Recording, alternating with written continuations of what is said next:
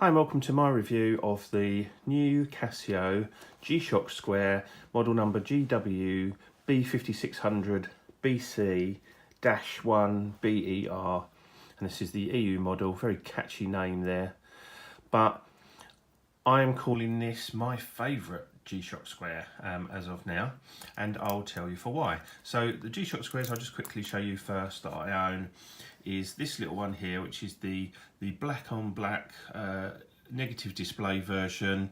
Very stealthy looking. The only thing I don't like about it is the fact that they didn't put a black buckle on it, but really like that watch. So this is my going out on the motorbike watch. It's nice, it's light, it's black, it's stealthy, it looks, it's the same colour as my motorbike and my leather jacket. Kind of works really well. Really like some of the features on this, but quite a basic module in here. No atomic clock, no solar power. This is just your standard battery version, but really like that watch. I've also got the 5610, which is the atomic solar version, and with the very classic sort of red line around the bezel. Very busy display, you know, real sort of classic Casio fare, this one. This is the sort of, if you imagine a Casio G-Shock, this is kind of what I think you sort of visualise. And this is very similar in design, as you'll see here. This was my first ever Casio watch that I had. And as you can see, this is a 1985 watch, and as you can see, they're very, very similar in styling. However, what I really wanted was a mixture of these two together, and that's what I've got, with some added features. Now, one of the really good features about this, which was the only feature that I miss on my Apple Watch.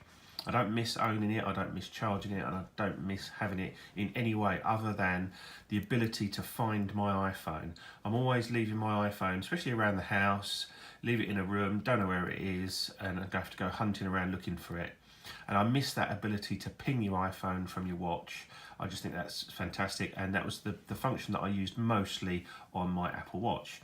And as you can see there, this has got Bluetooth, and this will do exactly that. A press and a hold of this button and it pings your iPhone. Even if it's on silent, it will just play a tune, which is really great. We've also got, this is the version with the negative display, and it's the blacked out version. They also do, I think, a gold bezel and a blue bezel version of this. But this is the one that's very similar to this, apart from obviously the solar panel, which is like a grey colour. But I do like the sort of the stealthy. It's not as stealthy, but it's kind of there or thereabouts. So I really like the display. So we've got the tough solar, we've got the atomic, and we've got the Bluetooth functionality. There are some other Bluetooth functions which are really handy, and I'll go over those later. This one also comes on their composite bracelet, which is, I call it plastic, they call it composite. It feels quite tough. I wasn't keen to start with. It's got a metal clasp, just a pressed steel. But once you've worn it for a little while, actually this is really nice. I was going to swap it out for the rubber strap of that one, but I'm actually leaving this on now. I've sort of, after a day of wearing it, I'm really liking it. It's very comfortable, conforms to the wrist really nicely. It's super lightweight and easy to flick on and off, really great. The clasp is all matte black, which is really nice. I really like that. You've just got the G-Shock logo there on a rubber bumper. I just think that's a really cool touch, and that will stop that getting scuffed up, hopefully. So all in all, I really like it. We've got the sort of, I call them the middle grade case back, which is not the very basic one that you get on here. That's the very basic case back. It's got the same case back as on this one, which is just like a step up in quality, in my opinion. It's got the power save mode, so this will go to sleep after a while of inactivity, and then you just wake it up by giving it a little knock or showing it some love.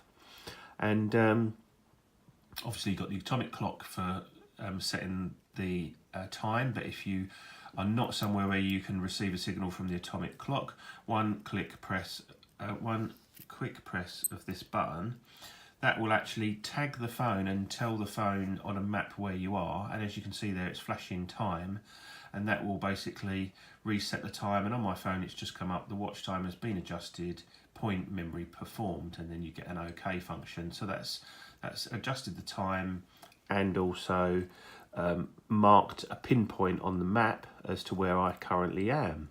We've got all the usual modes. So this is the mode button, so you've got your world time. That's really easy to set up because you can do that through the app, and you can choose there's about 5 world times on here you can scroll through, which is really great. You've got your usual 5 alarms, and one of them's a snooze, and you've got your hourly chime, and that's all in that screen.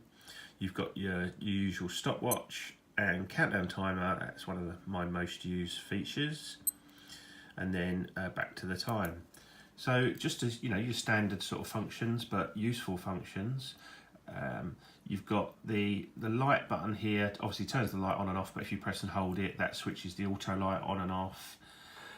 This button here, if you press and hold it, it will go into the like receiver mode for the atomic clock. And this button, if you press and hold it, first of all, we'll do that, press and hold, it goes connect, so it's trying to connect to the phone. Okay, so if we press and hold this button down, we go into the RC, and then if you keep holding it, it says find, and that will now ping my iPhone.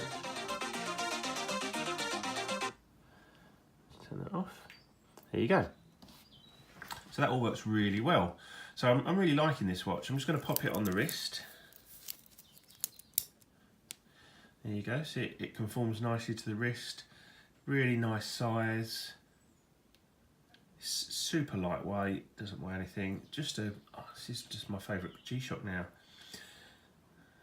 And I'm really liking the bracelet as well. I've got it sized sort of perfectly now. The only thing with a bracelet like this is obviously on a really hot day, I can't, on here I could extend, I could just loosen it off by one section. On here you can't do that, you have to use the micro adjusters, but I've got it sort of sized quite nicely now, and I'm going to persevere with this. I've had to take out 3 of these links, and when you take out the links, obviously you take out the 2 sections, so it's a fairly big link that you're removing, and then you've got enough adjustability on the micro adjusters to get pretty much very close to a whole link. So there you go. Interestingly, these links are spring bars, so they're just miniature spring bars which you can get. They've actually left a recess there, so you can get a spring bar tool in there and flick them out nice and easily, or you've got drilled lugs as well, so you can just push a pin in there and very easily size the bracelet. So yes, that's really nicely done. I mean, you can see how this conforms, and how flexible it is. Look at that, and it seems they're quite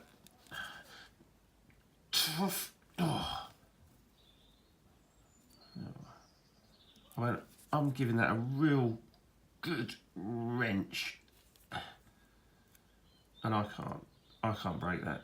I think it's going to be a winner, this one. Now, I'm in 2 minds as whether to keep these 2 or sell them. That one is never going to be sold. This is, I say, my first ever one. So that's a keeper. Now, this watch definitely replaces these 2, but I still do like them, and I like them as a set. So I will decide later whether or not we'll keep this watch. It's not cheap by any stretch of imagination, so we've got like about 50 quid, 60 quid here, between sort of 80 and £100 here.